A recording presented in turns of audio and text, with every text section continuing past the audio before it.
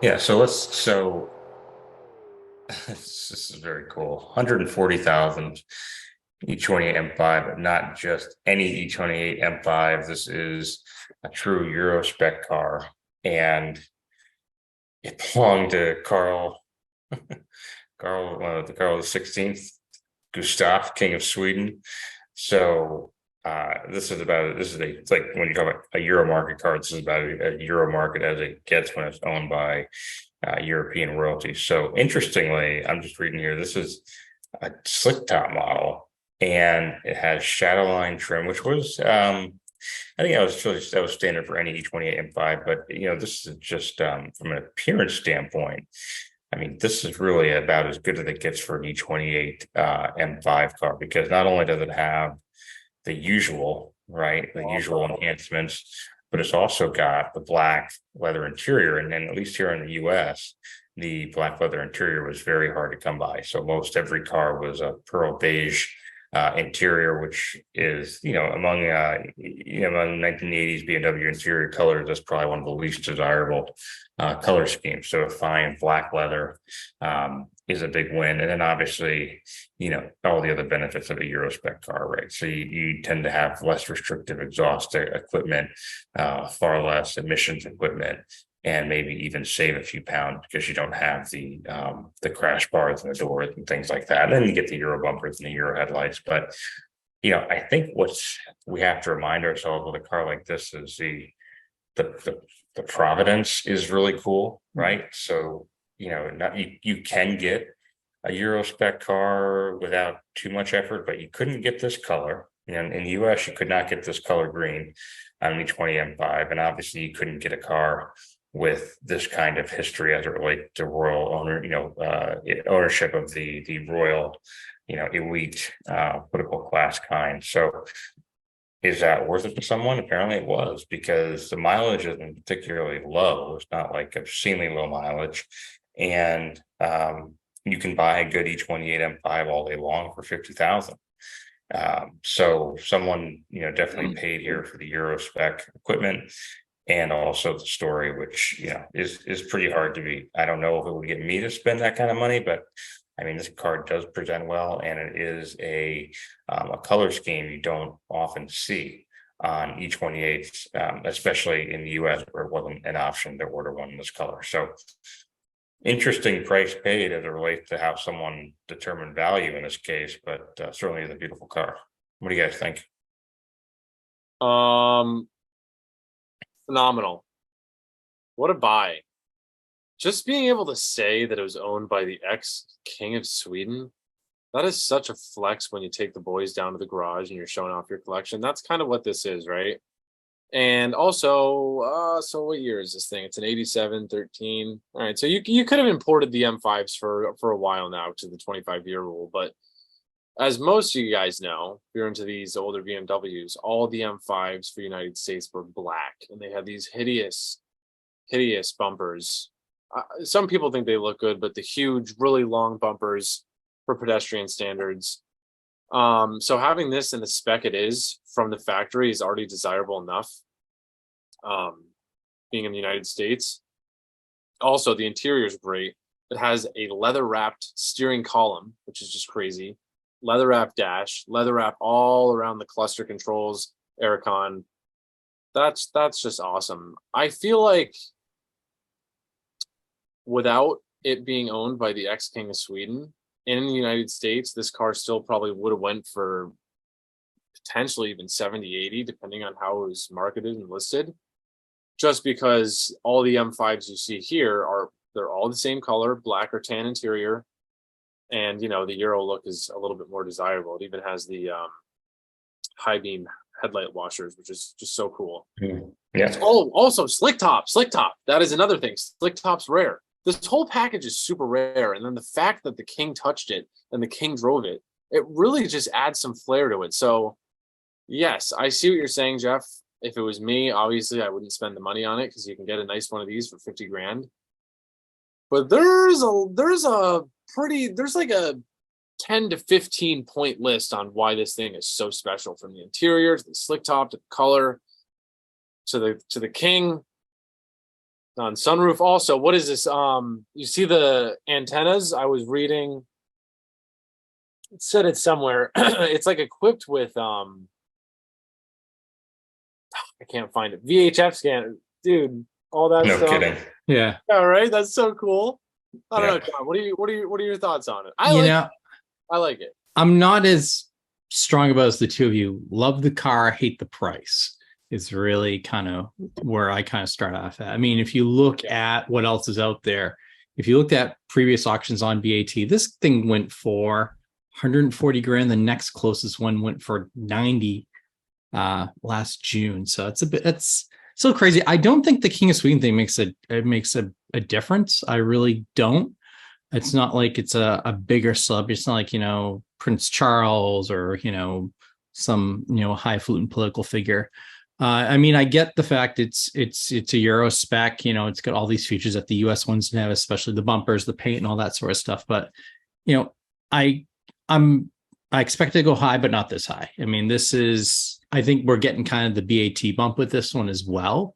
Mm-hmm. Great car. Don't get me wrong. I love the car. No, I hear you. I and also it's also a higher mileage car for what I would think 140K would go for. I mean, this thing has about, I was looking at it here, has 157,000 miles on it. I mean, there's a lot of miles on this car. And it looks great for its age and its mileage, but it's for me, it's the pricing. It's what it went for. It's like great car, but this isn't a $140,000 vehicle. I mean, it's great, but not as passionate about as you guys are.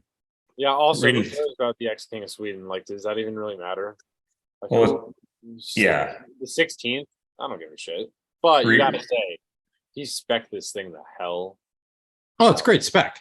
It's a great spec. Think about it. The royal guy was like, "I want my M5." Yeah, that is pretty cool. You got to admit, look at this thing straight from Sweden. This guy was probably ripping this thing. 7 grand red line. This motor is nuts.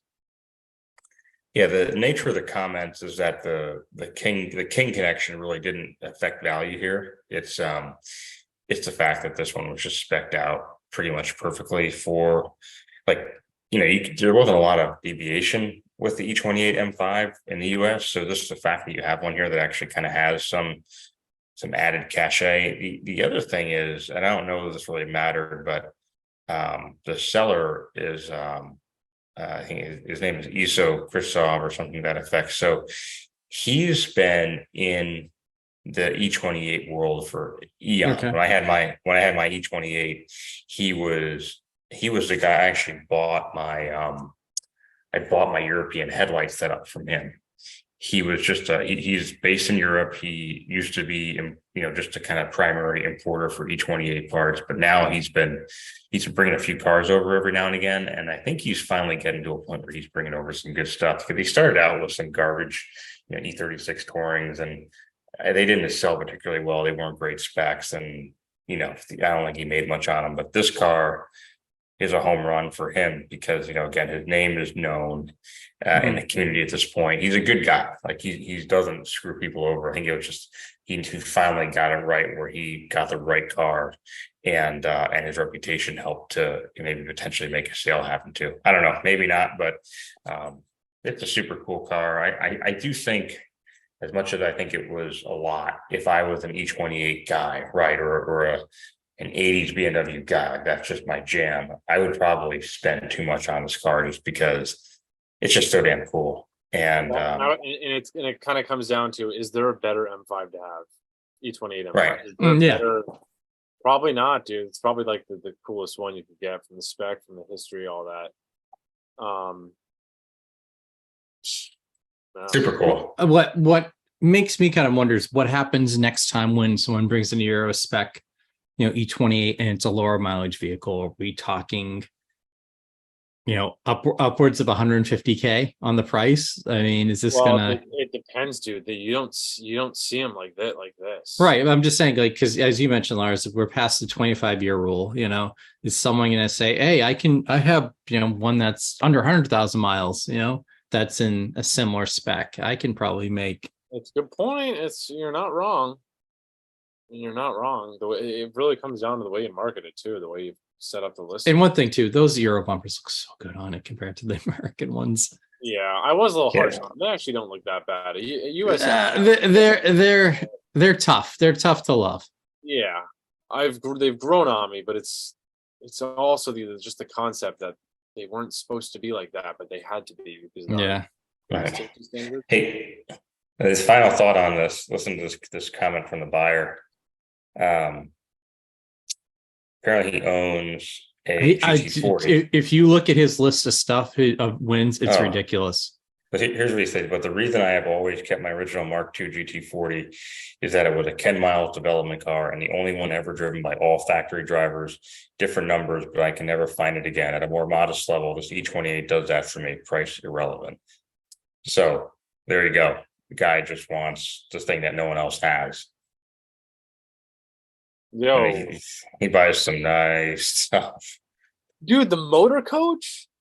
Yeah. I love this And he guy. said he has someone building a V10 E20 M5 for him in dark green for the kingly price of $350K. Yeah. I mean, I dude, like it. So, he bought the S62 E30 M3. I think that's a Yeah. E30 M5 engine, 400 horse. Yeah, this guy's Fine. not afraid to 11K splash the cash. 11K mile 94 Toyota Super Turbo 6-speed, 150K winner. Winner. He's never Oh not my God. He's never not won. He's got my kind of everything he buys and stuff that I would love to own. Dude, Jeff, you see all the Ferraris? 512 TR. Wow, this guy's a baller. Yeah. The Ford GT for $1 million. Jeez. This guy's awesome. Dynamo. This is He who everyone wants to be. Yeah. Yep, he is. And you just have you never probably could ever drive them all in the same year, but kind of just All what right. you want to do. All right, I'll throw in the next one. Moving on. Hmm. Dang. Interesting. Oh, yeah. This is a nice one, Lars. Good find. Yeah, baby. I was saying to John, the prices on these are really spotty. It's like the prices, it's like 15, 20 grand to 100 grand. Because if you find one with like 40K miles, it's like even this, I don't know why this one is so cheap with 70K on it. This seems to be really cheap. Yeah, boy. And it presents really well. Do you mind if I just jump in? Yeah. Go ahead, dude. Run it Yeah, up. so 86,944 turbo, 80,000 miles, true mileage unknown, 16.2. You know, I agree with you. I think these are 951. The 951 market is all over the place. And like maybe 2 years ago, it got to a point where like everyone was saying, "Oh, the 944, the moment has come." Right? It's just going to perennially be a car that sells for north of 20,000. So that hasn't really happened. Like it happened for a little bit. I think some people overpaid for them. But now they've kind of, I think it's so interesting, right? When you see those outliers that everybody starts to wonder like, oh, is this where it's going to go? Is it going to stay here? You know, 944 hasn't really, I think it's kind of proven that it's going to stay at a certain point in terms of the price. Now, this car presents really well. It's got, obviously all the updated styling cues. So it has, the newer bumpers with the integrated fog lights. It has the staggered phone dial style wheels. It's got that cool little, we used to call them a heck blend in the E30 world, that panel between the taillights, which is just a nice little piece of 80s kit. And obviously, this car looks to be largely, stock / maybe a little bit OEM plus in its overall style. But I mean, presents really well. It's a dark color, so the paint probably looks maybe a little better than it actually is. Clean Carfax. But I do think when you see a car like this selling for 16.2, it's showing you that the 944 is one of those cars where it really has to be very, low mileage, and like a 944 Turbo S spec to get crazy money, which frankly for us mortals, it's great news, because it means you can still get into one of these without having to spend an arm and a leg. But I do feel like it's unfortunate for anyone who 2 years ago spent north of 25,000 for a similar car, only to see that the market was not going to support that sort of level, that pricing on an ongoing basis. This guy's saying, a nice 951 is what, 70, 80,000 for a low mileage, perfect specimen. I get that has happened, but I don't really think it's going to be a consistent occurrence. So the only thing I didn't see in this one, I saw some chatter about whether or not the timing belt has been done. These cars are impacted very much by deferred maintenance. So even if it's a very nice looking car, if it doesn't have a record of that timing belt having been done and a belt on the interference design. So it's a must do if you don't have a record of it having been done recently. That can turn people off, that can, and that is the final thought. One thing my mechanic in Providence has always said, these are not affordable cars to work on, not because of the traditional Porsche stereotype. It's just more, it's a labor intensive car to work on. And so a lot of times you have this situation where someone buying into it at a reasonable price point, but they still have a fairly high level of maintenance requirements that really do make it kind of difficult to justify the purchase price if you get in too high of a number. But to me, this looks like a great entry point into Porsche ownership.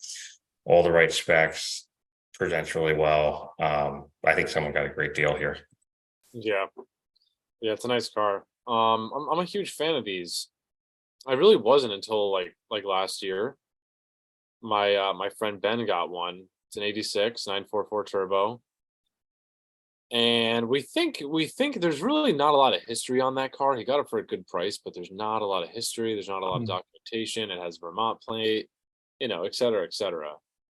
But it was used as a track car for a while, so we think it might be tuned or something. But stock exhaust, stock everything visibly is stock.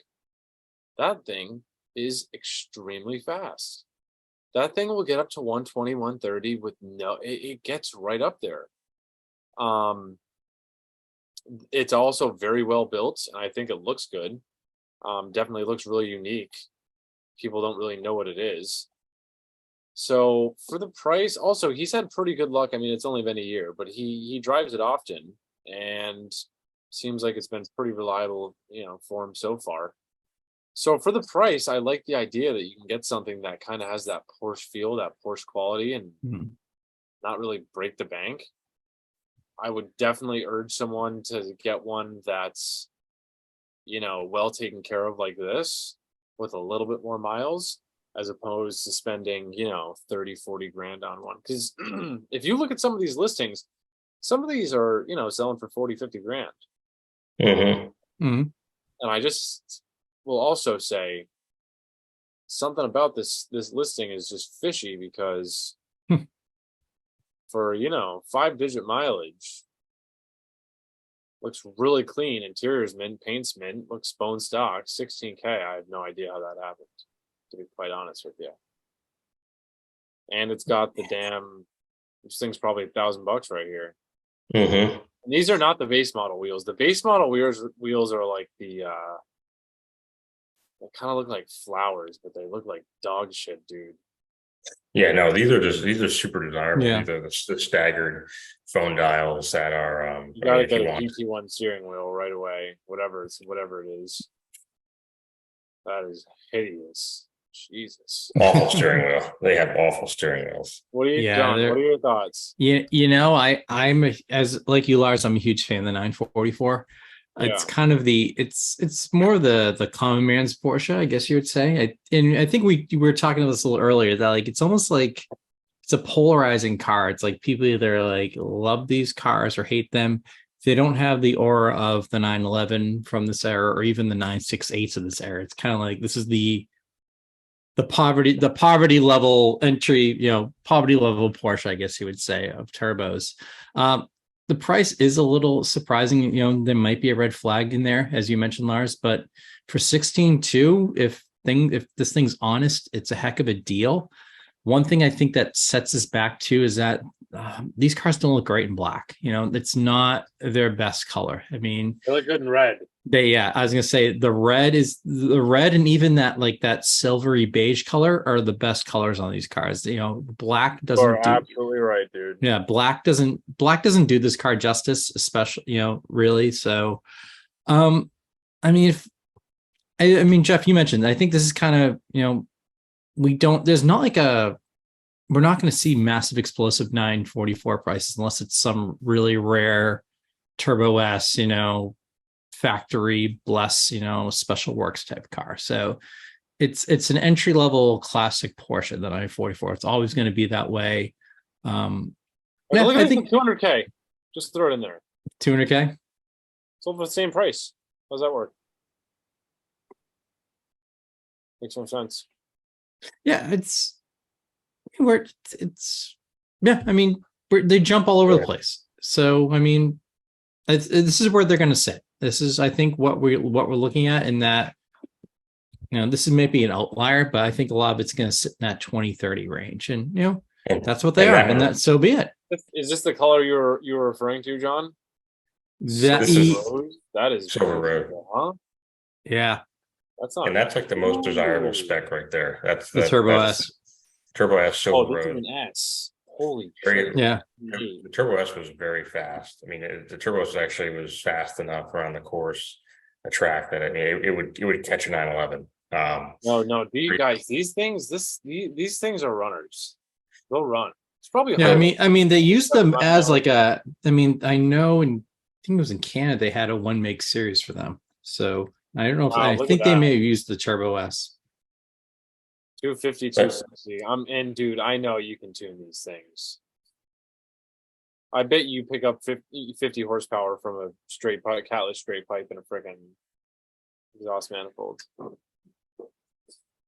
But I think what, you know, this is what we're saying is that, you know, there's something about this car that people haven't quite given it that full-throated endorsement, where it's just going to walk away at, you know, over 20K every time. It's just not going to happen. It had its moment for that to happen. Everybody kind of watched it and said, you know, that's just not going to be that car. Now, there are some comments here about the fact that the maintenance is a little bit behind schedule. So that could have been the big, you know, the big value killer. This was also a no reserve auction, so that's always a challenge, but it does look like the time belt had not been done.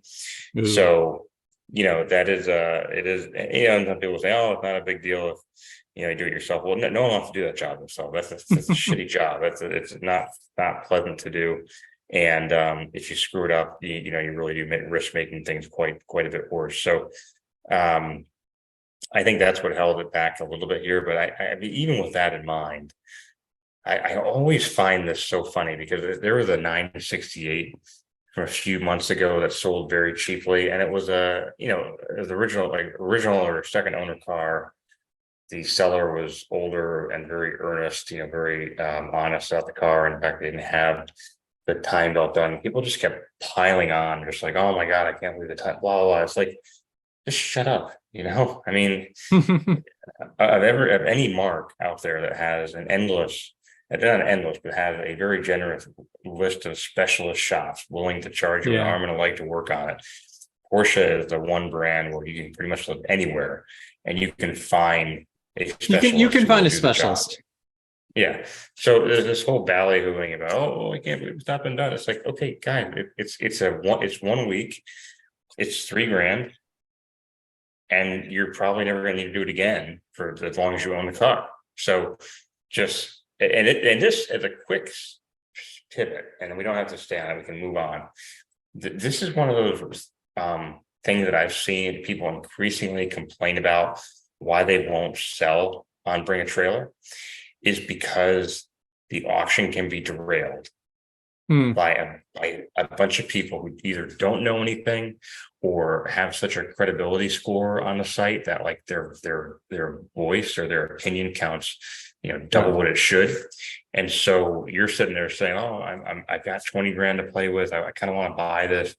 Oh, it doesn't have a time belt on. I guess it's an awful car. It's like, No, it's crazy to me that people get torpedoed for what is basically just a maintenance project, and otherwise this could be an absolutely great car. So kudos to the buyer, because I think they walked away with a home run. And assuming they can have the time belt job done in a week or so, that you're talking about minimal sacrifice, for what someone on the internet complained about being a big deal in the comment section on that.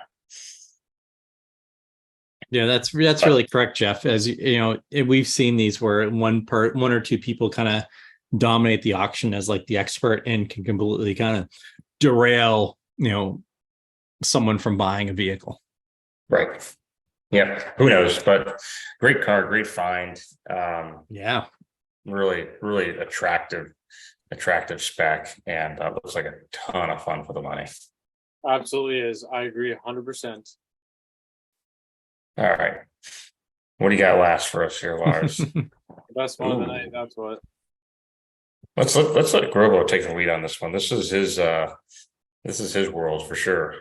Robo, go ahead, man. Yes, This is a good world to be in, I'll tell you that. This is a 6th generation 2009 Chevy Corvette ZR1 with the 3ZR package and 2,400 miles. And guys, we notice it's in your neck of the woods, or what used to be Jeff's neck of the woods in Rhode Island. Yeah. Yeah. Never seen him before. Yeah. So as you know, for those that don't know, the ZR1 is aka the king of the hill of the Corvettes. This generation came with the 6.2 LS9. It's got the 6-speed.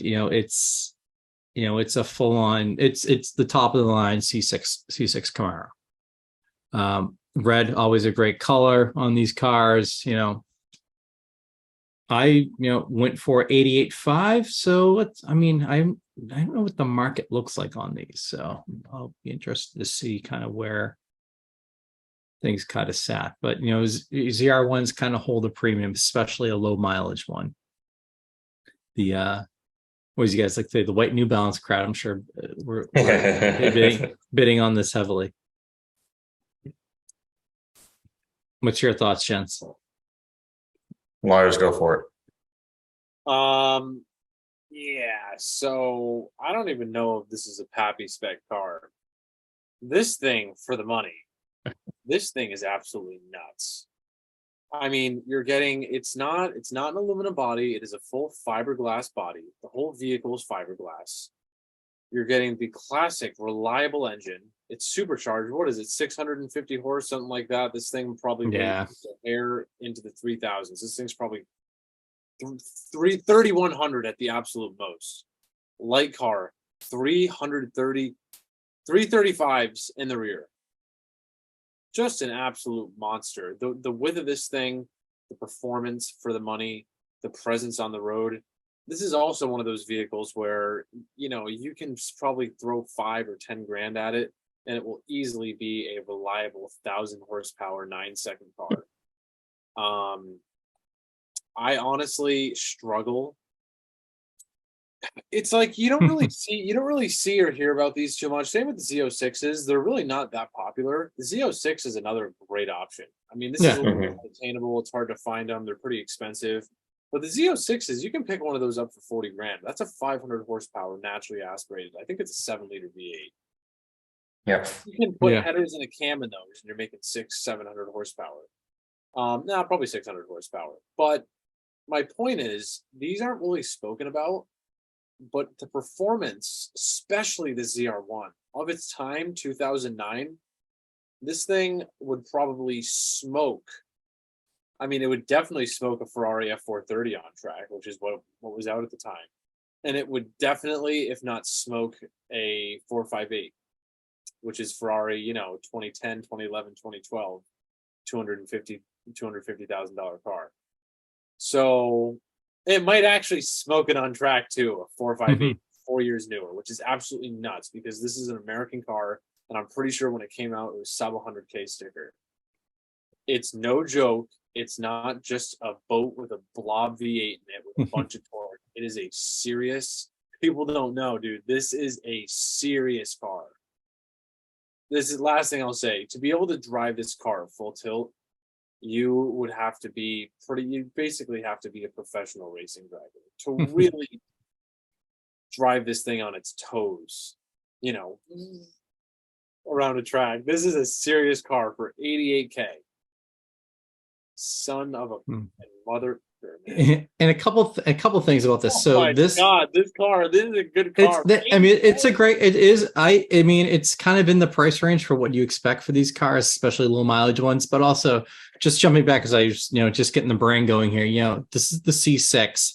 This is the first exposed headlight car since C1, and it was very much almost like an evolution of kind of the C5, which in my mind hasn't aged well. It's a kind of a bit blobby. It's very much they perfected that kind of that C5 design, the C6. It's probably my favorite of the more recent generation Corvette designs. You know, C7 got a little too spacey for me, and C8 I feel like that's kind of too. It's the mid-engine one, the new mid-engine one. It's almost like they designed the front and the back separately. But I think this is kind of the more of the modern, more the better designed modern Corvette. So, and this is also when they got more serious about, kind of the competing with the foreign brands. They realized they wanted to take out Ferrari, and I'm pretty sure they did on the Nürburgring. Guys, this thing's no joke. Yeah, this is when GM got serious about about performance and competing against the likes of Ferrari, Porsche, and all that with their high line Corvettes. So, yes, I mean, I think all in all, you're getting a really great deal with this car. You're getting it's an American classic. It's if you keep the mileage down, it's going to hold its value. I could picture this car 10 years from now. You're going to make your money back and then some, probably with something like this.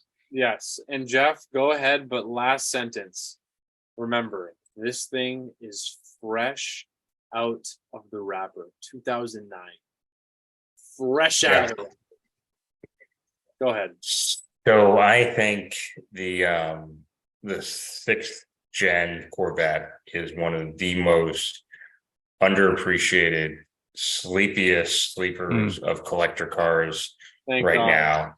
And if we were all really smart, we would be buying, like, I don't even care if it's a ZR1 or a Z06, just go buy the lowest mileage, fixed roof, 6-speed car you can find, because I think everything you guys have said point to people in a few years looking back and saying that was peak Corvette in the modern era.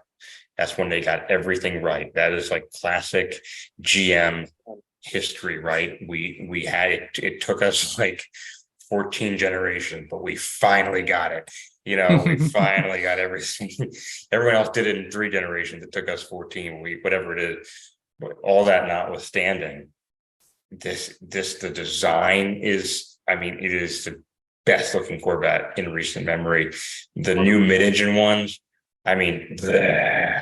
talk about, like, holy crap. It looks like it was designed, like the front and that back were designed separately. It looks like this thing flows. Look at this picture. Oh yeah, it perfectly. Everything from the way the wheels fit the fenders, to the integration of the scoops, the cooling ducts, to the extremely, like, the back end just drops off like like a rock. It just goes straight down. It really is. It was so funny. You think about when this model, kind of this design language came out, like, it was a much heavier car visually, right? It had a much bigger overhang. It just looked fatter. This car is live. It's athletic. It is everything you want a Corvette to be. And then you throw into the fact that, to what you've said so far, look at this, 3,500 pounds out of the gate. It's really not even that heavy. I thought it was way later than that. The thing with these cars is that they kind of that wide, low look. Okay, 3,300. There's no way it's. Yeah, but that's still, for an American muscle car, that is light. That's fairly tight. That's fairly. Z06 is 200 pounds lighter, probably because of that supercharger and all the extra cooling and shit.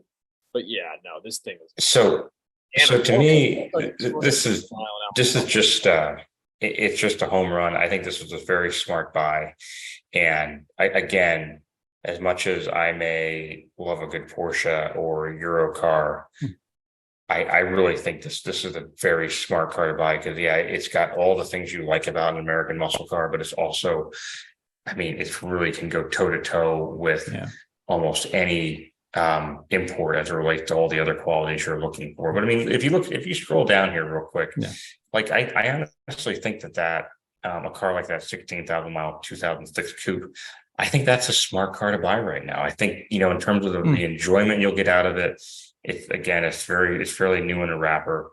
But obviously, if you have the means, the ZR1 to Z06 is the smart car to buy because this is a good call right here for 36. Look at, oh my God! I mean that is that didn't sell though. There's a couple in there that are really, you know, you would totally go for. Look at that, it's 42.5. Oh yeah, guys, in the Z06, I mean, I'm saying headers and a cam and a tune. Oh, these things, they sound nasty with.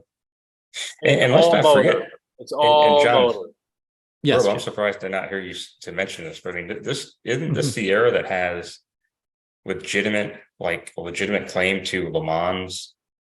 The 24 hours. C5.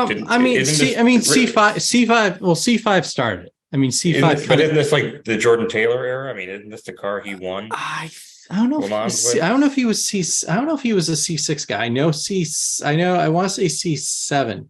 This thing. I think he was more. I think he was more the C7 era. But I mean, there is that also, as you mentioned, a great point. There is that pedigree to these cars, you know, especially with C6 and C7 is, you know, that Le Mans pedigree with the Z06s and the ZR1s. This generation had, I think, and I saw a couple on here, Ron Fellows edition Z06s, which are, you know, really unique. There's also the Pratt and Miller edition. But another thing that I wanted to bring up too, and we talked about this with the 944, is, you know, the worry about deferred maintenance, you know, paying an arm and a leg for, you know, maintenance on these cars. This is a GM product. This one, Pratt and Miller made the race cars, so they did like basically their own edition. Oh, it's basically a race car for the road. It would be like if, you know, look at that. That is like, I can't think of a car with wider rear tires. Yeah, it's a GT race car for the road. That one, the Pratt and Miller one. It'd be if, let's just say, Manti just did like their own like version of a, you know, 911 GT3. Right. But, you know, as getting back to that, it's this. What's great about these cars is that you can take them to basically any GM or Chevy dealership or any other type of shop, you know, and you're not going to pay an arm and a leg to get this thing serviced. So great point. That is actually really eye-opening. This is a good buy. Oh yeah. The Z06 would be a good thing to purchase before they could get too expensive. I agree. Like, look at this shit, dude. 30 grand, 9K miles. This thing is fresh out of the box. Yeah. Z51 package. So, I mean, I'll be honest, guys. The way they design the Vets, it's not the same as like an M3 convertible. Is like much heavier and much less rigid. I don't think it's the same with these. I think it's very little difference. It might honestly be worth it. Get an exhaust on one of these. Pretty cool. These things, I mean, a lot of these cars, especially with that exhaust, they sound like, I mean, like, I mean, if you, what's great, if you, I mean, also if you hear, even the race car was notorious for its sound. I mean, nothing sounds like like a Corvette GT car, you know, if you know, that's why I think part of the reason why they've been so wildly popular as race cars. You know, and in Le Mans and whatnot is just the sound of these things. Nothing else in the GT class, it sounds like a Corvette. So, but I mean, just getting back to this car, I think it's a great deal. I think this ZR1's a great deal. It's the top of the line Corvette. You know, it's always been the top of the line Corvette. So I think the person who bought this is going to be very happy. Yeah, I'm with you on that, dude. Let's close it out, gentlemen. So pick your poison. John, go for it. Which one? Oh God, this is so tough because I like all three of these cars, but I mean, I'm a bang for the buck guy, so I might go with that. I'm gonna go with that ZR1. I mean, it's so tough because I mean that M5 is beautiful. The Porsche we had is great, but there's some maybe a little scary aspect to it. But the ZR1, it's the one I'm going to feel the most comfortable buying and not have to worry too much about maintenance and surprises with it. Lars? Dude, I gotta go with the ZR1 too easily. Honestly, I sent that in like, oh yeah, the ZR1s are sick. But now that we've talked about it and kind of opened up the conversation, that car is a fucking demon. I mean, that car will sprint up to 205, 210. And it's not some death trap. It is very, very, when GM really puts their head to something, they can make a nice vehicle. This thing is no joke. And like you said, John, I bet you this thing is relatively low cost, and a Z06 is even more low cost. It's just a great proposition. And I mean, look at it. Are you guys looking at the screen? Yeah. Yeah. That thing is a fucking demon. And it just sounds the chop, blah, blah, blah, blah, blah. I mean, it's like when you pull, Jeff, imagine you pull up to the, what is it? The Felicia's. Yeah. Shopping. This thing is from hell. I will say, I like there's a carbonized. I like that carbonized color way better. And nothing too with these cars. That there's a lot of colors they look great in. They look great in a lot of, there's a lot of colors that these cars look. This gen looks really great in. I mean, we talked about that 944 not looking great in black. I mean, you can throw a lot of different colors on the C6 and it's going to look really good. That would be my spec right there with the blue calipers. Well, Keep it a little bit low key. You don't want it to be. It already attracts enough attention. Oh, Lars, you mentioned that driving up to Felicia. There is that woman who just drives around EG. I don't know which spec she has, but you've seen her, right? The blonde woman. She just has. Oh yeah. She's got the fucking Pappy spec. She just drives around. By the way, Jeff, I stand corrected. Jordan Taylor did do C6s at Le Mans. That's what I thought. Okay. I knew he was a factory guy with the C7s. I just couldn't remember. Damn.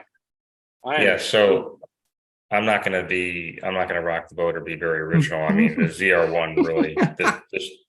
I was all set to go with the 944 as like the best value, purchase, but I think the ZR1 is the best value. It's the best of everything. It's a smart buy right now. It's incredibly easy to live with. The performance is unmatched, and it actually handles well too. So you can't even use that against it like you could some other eras of the Corvette. So yeah, this is we'll all be in unison tonight that the ZR1 is an excellent buy, and it's going to be easily $100,000 car and then some, within the next 2 to 3 years, I think, without a question. Yeah, I mean, honestly, I think they actually even this one at 106. It's delivery miles. Yeah. That's a good deal. I would probably just buy the one that's already broken in, but. Save myself 20 G's, but yeah, dude, holy crap, guys, that's a nice one. It's a nice way to spend 100. Yeah, it is. All right, I will stop the share of my screen and we can kind of just wrap this up. Yeah, well, it was good to see you guys again. I know it's been a little while. So thanks to everyone for having patience as we bring this back to a regular cadence of podcasting. As mentioned, this is we didn't mention it. This is the commongear.com podcast. Commongear.com is the ultimate destination for storing your maintenance records, your for DIY improvements, anything that adds value to a collector or vintage car. Basically, we think of ourselves as a Carfax for vehicles that don't live on Carfax. So check us out at thecommongear.com. It's free to join, free to create an account and start storing your records and chronicling your digital history with a car today. And I'm Jeff Lavery, joined by John Grabowski and Lars Way. Thank you guys, as always, for being here. We try to bring this to you each week where we look at a set of 3 collector or vintage cars that have sold on the premier digital auction sites and debate whether or not they are worth their salt as it relates to the price paid. And this is a rare occasion where we all agree. So I think it's safe to say, as of this week, the C6 Corvette is a smoking buy right now, especially in the Z06 or ZR1 trim. So go out and buy one if you haven't already.